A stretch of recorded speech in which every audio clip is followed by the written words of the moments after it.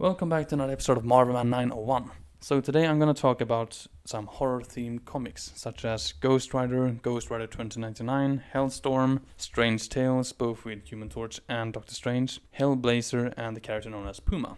So I'm going to start off with Ghost Rider Volume 3, Issue 51 from 1994. So in this issue, it's basically a reflection or contemplation about the difference between Dan Ketch and the Ghost Rider. So naturally, Dan Ketch has a girlfriend already who's very conflicted about the whole Ghost Rider thing, naturally. Her name is Stacy. Being a police officer, she naturally sees that this is probably not a good thing that he has with the Ghost Rider thing. And, well, at the same time, there is this character called Slaughter Boy, who is apparently one of those very strong ultimate wrestler guys who just wants a really good fight. So he basically starts fighting anyone he can get a hold of. Mostly police officers, killing them and all that, and basically waiting for some hero guy to show up, which naturally Ghost Rider does. So the fight is pretty cool between them, but in the end Ghost Rider beats this guy fairly easily, just using the pen and stare, and cause him to become a quivering heap. Okay, so I'm gonna move over to 2099 now with Ghost Rider 2099 issue 3 from 1994. This is basically a continuation from the previous issue, where Ghost Rider was being hunted and fought by the police, or basically a police sort of force, which was being controlled by demonics, which is basically just a corporation who apparently was after information or a file that Cochrane had basically stolen before he supposedly died, and naturally became Ghost Rider. But they don't really know that he is Ghost Rider. Anyway, they are naturally very interested in Ghost Rider, him being very powerful and very new and very brutal in a way. However, they basically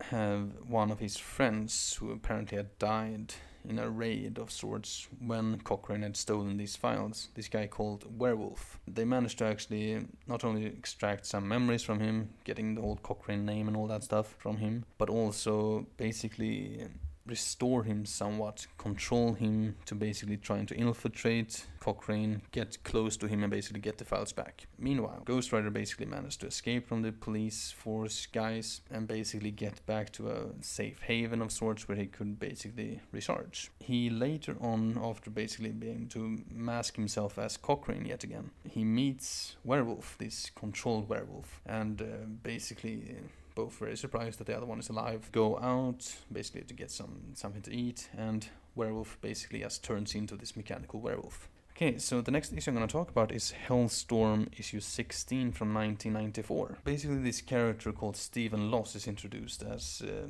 very knowledged guy inside the whole supernatural spectrum and stuff like that. Apparently he has been checking out Hellstorm a lot over many years, naturally being Hellstorm being who he is, the son of Satan. Naturally that would be something to check out, at least for that guy. Anyway, he apparently first had a message from Patsy Walker, or Patsy Hellstorm, I guess you can say, Hellstorm's late wife, who basically says that she's in a better place. She had agreed to be killed by this friend, Death Urge, as we learned in the previous issues, and that she couldn't actually live with being in the same world as her husband, which naturally took its toll on Hellstorm, as he, even though he's fairly evil, he still has a human side which obviously feels emotions. This Stephen Loss continues to explain that he knows a lot about Hellstorm and actually is keeping a close eye on him. Did know that Hellstorm's mother was actually basically had been sold to these bad guys, basically satanic bad guys who were basically using her to create, well, Hellstorm and Satana among others. Apparently things didn't go as they had planned, and it's really fairly unsure of what actually happened to them. It's also explained about the Black Halo, which we could see in the previous issue, which was basically just a mystery, really, when you read it, because you have no idea what it is, but it was apparently very shocking. Apparently, it's after Hellstorm actually found out the true name of his father and used this to actually kill him. He gained the basically the ownership of that domain that his father, this not really Satan but actually Marduk Curious, his domain. So that's basically what the Black Halo actually means. It's basically that he's a ruler of this part of hell. that basically ends the issue. This is not actually a very action issue per se, it's more like information. It's pretty interesting though. Okay, so we're gonna go back now to 1964 with Strange Tales issue 120. So this issue has two parts, basically two different stories. One of them is with Human Torch, one is with Doctor Strange. Okay, so the one with Human Torch is basically about Human Torch and the side of this Iceman, basically trying to take a vacation away from things, go on a cruise. None of them actually know that the other one's there, somewhat anyway. I think Iceman probably recognizes Human Torch, but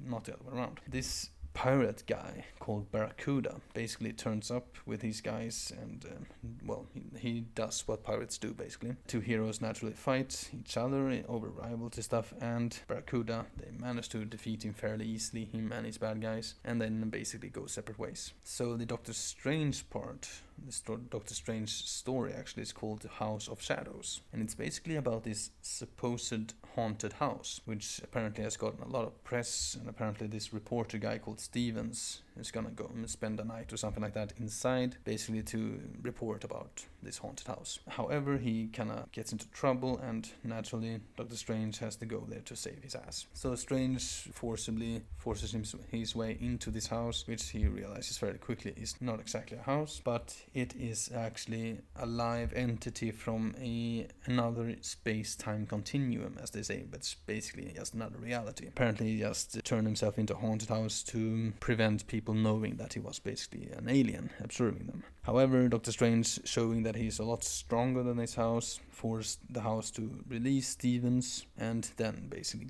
go away, which is actually what happened. Stevens and Doctor Strange was out of the house, all safe and sound, and the house basically just disappeared. So that's that. With that issue, we're gonna go to DC's Hellblazer issue 15 now, from 1989. It's continued from the previous issues where basically Constantine was being hunted by the law, basically, for being a satanic killer or something like that. So he basically joined a collective who was outside of society overall, and apparently one of this collective actually recognized him and knew about him, which obviously caused some troubles, and not really good stuff actually. It caused a lot of troubles for Constantine, naturally. So he kind of panicked and tried to hypnotize this woman. Turned out though that kind of failed miserably, and she realized that he was messing around in her head. So later on she would actually mess back with him, basically spike his punch or water or whatever it was with some psychedelic mushrooms, basically making him trip out, hallucinate, really not really knowing what the hell is going on basically. So half of this issue is basically about him basically tripping out. So he actually sees something that he doesn't actually think is real, but is probably actually real, because before he takes the mushrooms, or accidentally takes the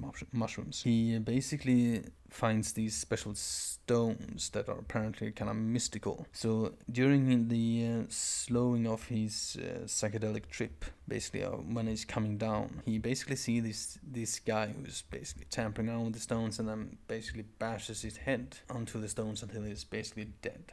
Which could very well be something that you see during a trip, I guess. Naturally, Constantine believes so. I mean, he has done drugs before and stuff like that, so he naturally knows somewhat of what might be expected during this stuff. Anyway, probably learn more about this in the next issue.